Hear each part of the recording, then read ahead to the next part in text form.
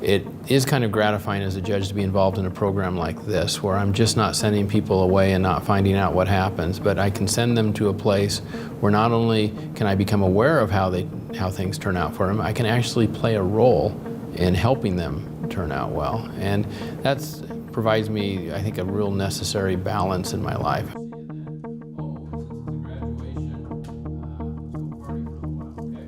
Courts and mental health courts and all of the variations are relatively new development. Just probably over the last 20 to 30 years they've started.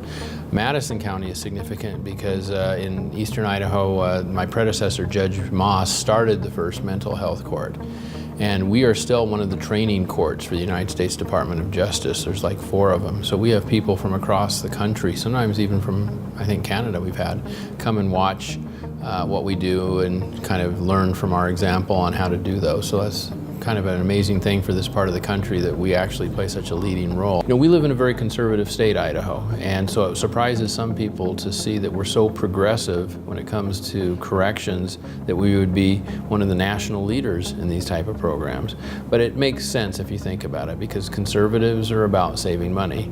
And if you have a program that saves money, obviously they're going to give that a try.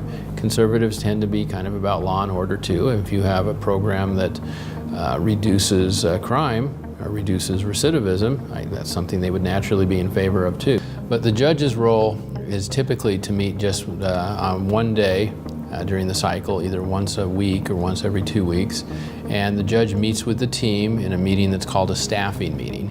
In that meeting we go over each of their cases one by one. And then when the staffing meeting is over, we go to court. What happens in court is they come to see the judge, and they basically report on how they're doing. We just talk with them about their lives and how they're doing in their recovery. If they're having problems, try to understand their problems, maybe give them counsel. There are certain things that they have to do, like give reports depending on what phase they are in the program. We acknowledge their successes, and they get rewards for their successes. 2 free passes to the theater. Go see a movie with a friend, okay? And so we kind of use the sanctions and the rewards to try to encourage the behavior that we want and discourage the behavior we don't want. You know, the sanctions can range from all kinds of things, and typically some jail time is a common sanction, but we try to be more creative than that. And a lot of the sanctions would be non-jail type sanctions, for example, like community service or having them write a report.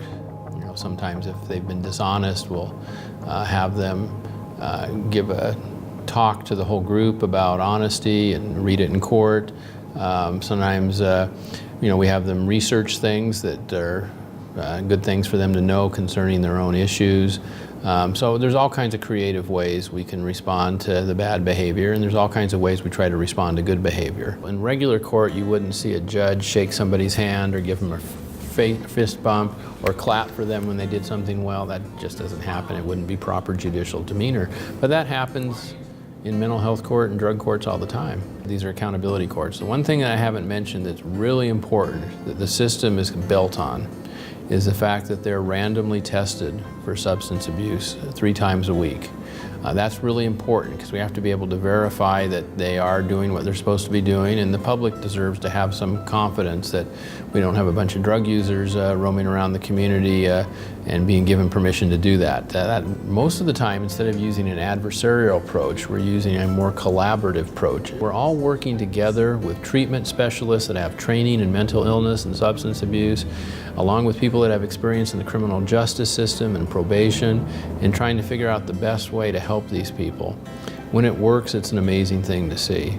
One of the most gratifying things about the program is the fact that there's a lot of families that are saved by this. And we help fathers and mothers become better parents. And we help young men and young women become better children to their parents. And in our court, we have a pretty good record of success. Recently, our graduation rate is over 67%, which I think is way above the state average, which is somewhere between 53 and 49%. So we're very fortunate. So that doesn't mean everybody graduates.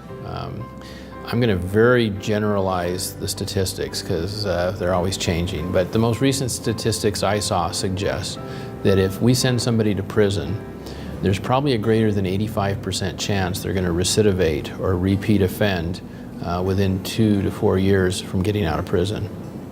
If they go to our drug court or mental health court and they graduate from it, and again, not all of them graduate, but the ones that do complete the program and graduate, their recidivism rate is under 30%.